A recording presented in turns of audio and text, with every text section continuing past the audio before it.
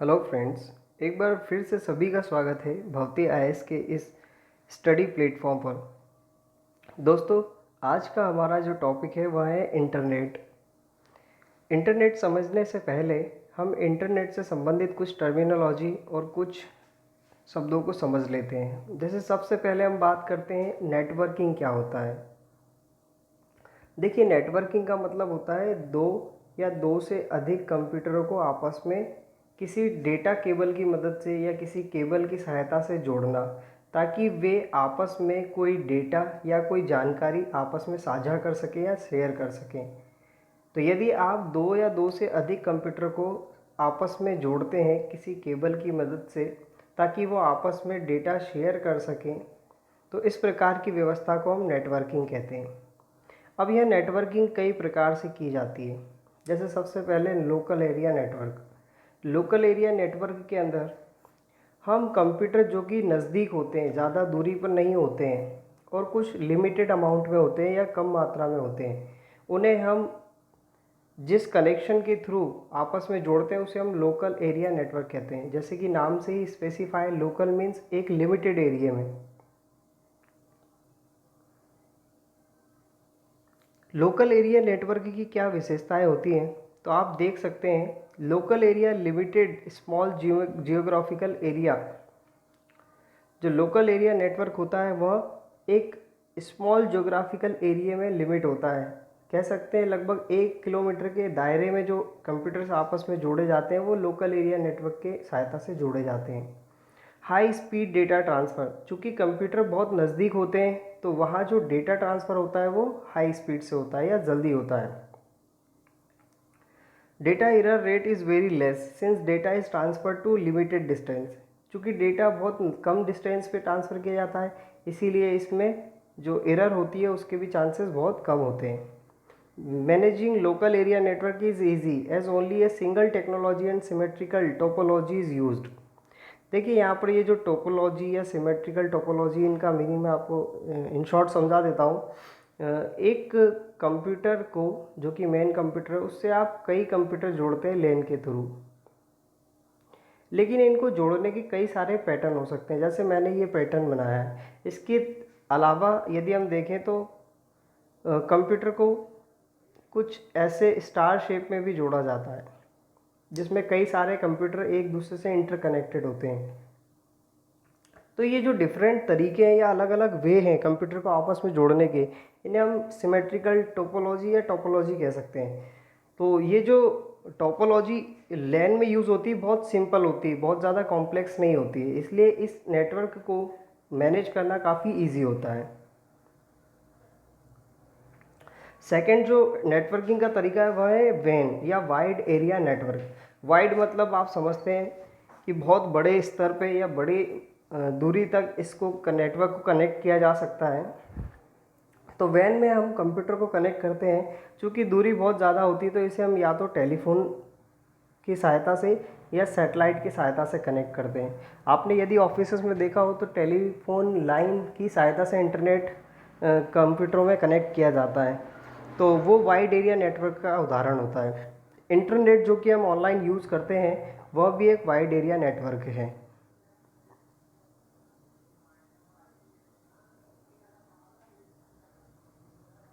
अब इंटरनेट से कनेक्ट होने के लिए दो रास्ते होते हैं या दो वे होते हैं। एक सेल अकाउंट बना करके, और जो सेकंड तरीका है उसे हम इंटरनेट प्रोटोकॉल अकाउंट कह सकते हैं। लेकिन पहले समझते हैं हम सेल अकाउंट क्या होता है।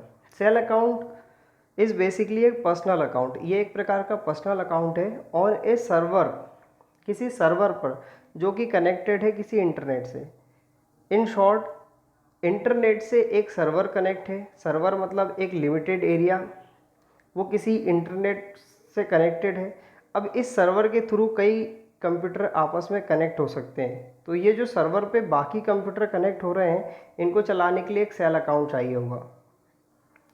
तो सेल अकाउंट एक सर्वर पर अकाउंट होता है जो कि फाइनली किसी इंटरनेट से जुड़ा होगा। सेल अकाउंट की यह विशेषता होती है कि इसमें जैसे इंटरनेट प्रोटोकॉल आईडी होती है, वैसे सेल अकाउंट की कोई अपनी आईडी नहीं होती है। यह से केवल इंटरनेट से डेटा को यूज़ कर सकता है। लेकिन उस पर किसी तरह के इसका डायरेक्ट एक्टिवेशन या डायरेक्ट पार्टिसिपेशन नहीं होता है।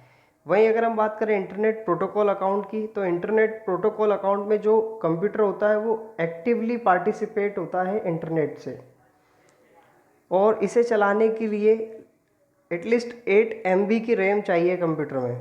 यदि 8 MB से कम रैम होगी किसी कंप्यूटर की तो वह इंटरनेट प्रोटोकॉल अकाउंट नहीं बना पाएगा और यह सुविधा नहीं ले पाएगा। वर्ल्ड वाइड वेब, देखिए अब हम बात करते हैं कुछ सर्विसेज की जो इंटरनेट हमें प्रदान करता है या इंटरनेट पे हमें प्राप्त होती हैं, जिसमें सबसे पहली फैसिलिटी वर्ल्ड वाइड वेब। तो वर्ल्ड वाइड वेब एक वाइड एरिया नेटवर्क की ही वेबसाइट है जिस पर आप कई प्रकार के जो इन्फॉर्मेशन होती है, डॉक्यूमेंट, फाइल्स वगैरह होती है, वह इंटरनेट से प्राप्त कर सकते हैं। ये कुछ इस प्रकार से काम करती है कि इंटरनेट पर बहुत सारे छोटे छोटे साइट्स होते हैं और सब वहाँ पर अपनी अपनी कुछ ना कुछ इन्फॉर्मेशन साझा करते हैं। तो ये सभी जो अलग अलग एरिया में इन्फॉर्मेशन शेयर हुई है उसे एक वाइड एरिया में कवर करता है, और जिस भी उपभोक्ता को इसकी आवश्यकता होती है उसे ये इन्फॉर्मेशन प्रदान करता है। यहाँ पर जो मैंने डॉट बताए हैं ये अलग अलग एरियाज़ हैं, और जो बीच में आप टेबल्स देख सकते हैं ये अलग अलग वेबसाइट्स हैं, लेकिन इंटरनेट इन सभी को यूनाइट करता है या एक कर देता है, ताकि जो क्लाइंट या जो यूज़र है उसे जानकारी एक स्टेशन पर प्राप्त हो, एक साइट पर प्राप्त हो, जिसे हम कहते हैं वर्ल्ड वाइड वेब या WWW।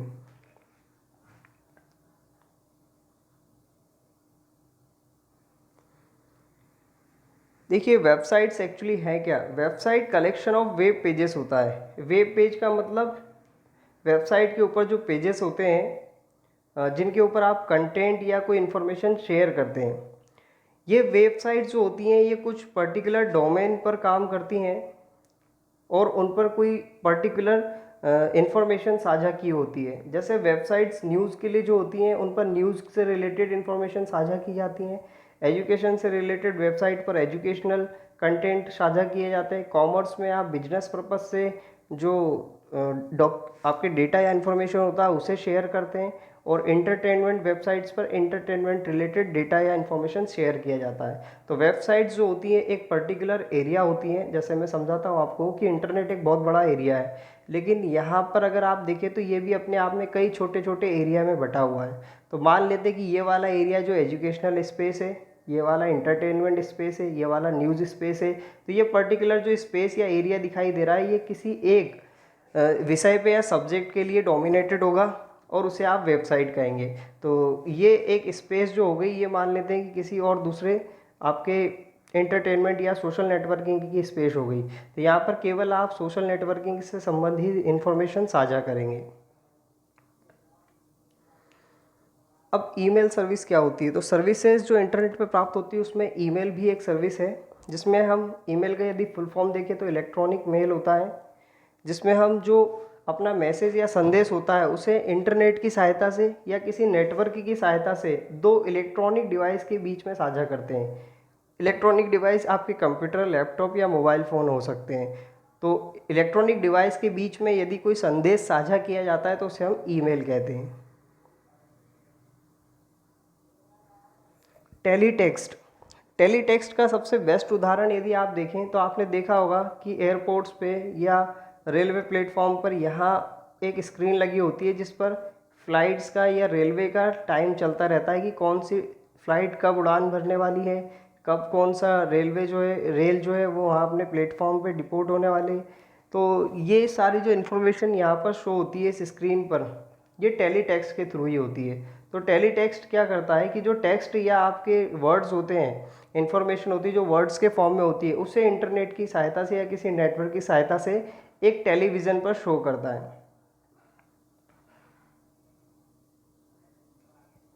वीडियो टेलीफोनी, जैसे हम वीडियो कॉल करते हैं वो वीडियो टेलीफोनी की सहायता से ही होता है। तो वीडियो टेलीफोनी की सहायता से हम किसी दूर बैठे हुए इंसान से इंटरनेट या किसी नेटवर्क के थ्रू संपर्क कर सकते हैं, जिसमें हमें उसकी ध्वनि और जो चित्र होता है या हमें उसका जो इमेज होती है और जो आपके वॉइस होती है दोनों ही सुनाई देती हैं।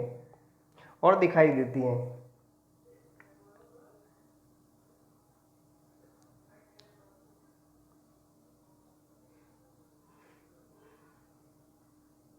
Internet protocol.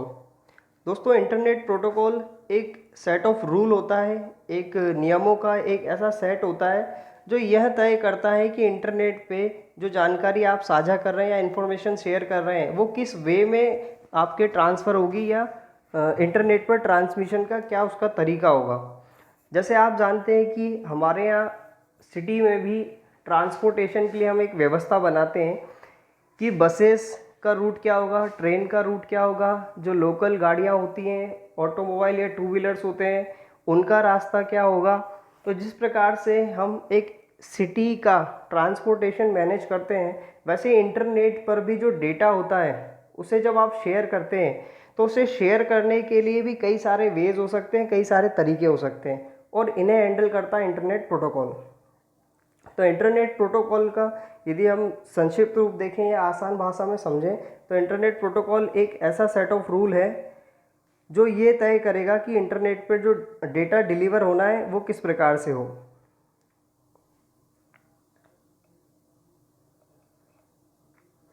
अब इंटरनेट प्रोटोकॉल एड्रेस क्या होता है या आईपी एड्रेस क्या होता है। देखिए, इंटरनेट प्रोटोकॉल को यूज़ करने के लिए आप जिस सिस्टम का यूज़ कर रहे हैं या जिस कंप्यूटर का यूज़ कर रहे हैं उसे ये इंटरनेट प्रोटोकॉल एक एड्रेस जो होता है वो प्रदान करता है।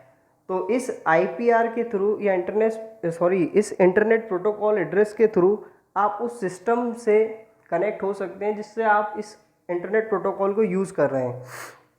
इंटरनेट प्रोटोकॉल एड्रेस से ही ये पता किया जा सकता है कि किसी इंटरनेट पे जो डेटा या फाइल शेयर की गई है, साझा की गई है, वो किस कंप्यूटर के थ्रू या किस सिस्टम के थ्रू की गई है।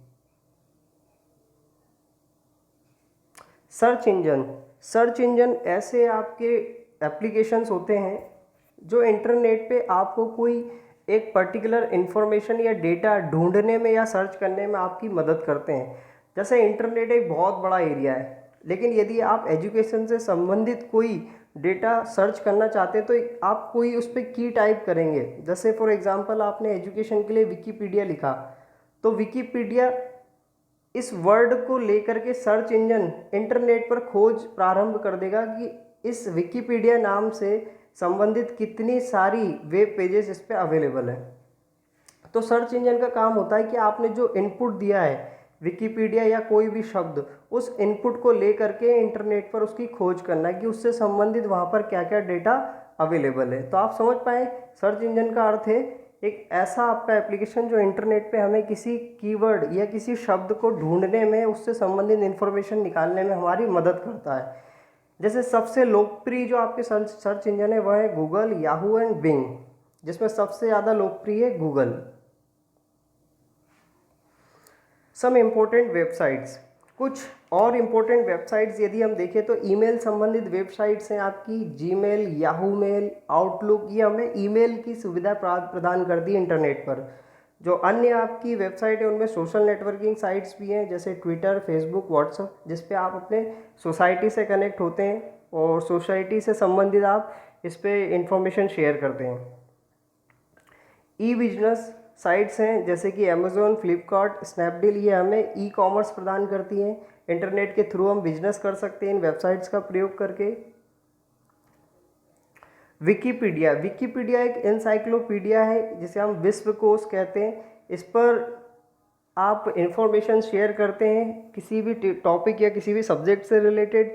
और सबसे इम्पॉर्टेंट बात यह है कि जो विकीपीडिया होता है यह आपका सेल्फ हेल्पिंग ग्रुप द्वारा ऑपरेट होता है। इसमें स्वयं सेवकों द्वारा इंफॉर्मेशन शेयर की जाती है। आप और हम जैसे लोग अपने विचार इस पे साझा करते हैं। फॉर एग्जांपल, यदि मैं इंदौर में रहता हूं और इंदौर में राजबाड़े से संबंधित मुझे अगर कुछ इन्फॉर्मेशन है तो मैं विकीपीडिया पे उसे साझा कर सकता हूं, ताकि अन्य लोग जब राजबाड़ा से संबंधित इन्फॉर्मेशन खोजेंगे तो मेरे ब्लॉग वो पढ़ सकते हैं और मेरी दी हुई जानकारी विकीपीडिया पर प्राप्त हो सकती है। लेकिन साथ ही साथ इसीलिए ये कम।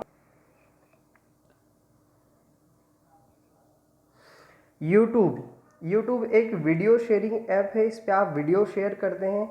और पिकासा एक फ़ोटो शेयरिंग ऐप है, इस पे आप अपने फ़ोटोज़ शेयर करते हैं। इंटरनेट पर कुछ और इंटरनेट सर्विसेज भी हैं, जैसे इंस्टेंट मैसेंजर, जिसमें आप मैसेज जो होता है इंस्टेंटली रियल टाइम में किसी दूसरे व्यक्ति से या जिससे आप संपर्क साधना चाहते हैं कर सकते हैं उसे मैसेज। जैसे कि इसके उदाहरण है Google Talk, Yahoo Messenger, Skype and सबसे पॉपुलर व्हाट्सएप।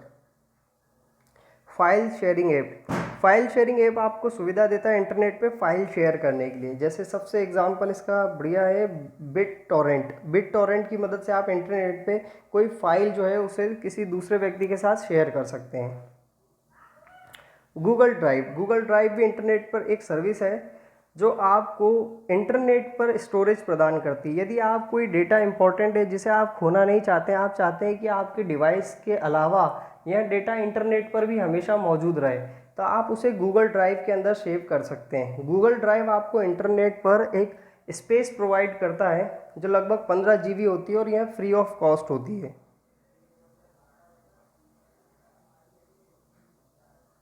तो दोस्तों, आज हमने इंटरनेट क्या होता है और इंटरनेट की कुछ वेबसाइट्स क्या होती हैं और इंटरनेट से रिलेटेड क्या क्या टर्मिनोलॉजी होती है, यह आज हमने समझा।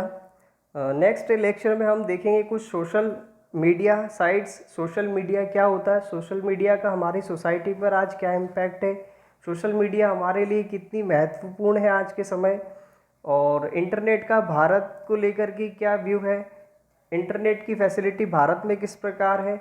ये सारे जो इम्पोर्टेंट टॉपिक अभी रह गए हैं ये हम नेक्स्ट लेक्चर में कवर करेंगे। तो आप बने रहें हमारे साथ इसी तरह।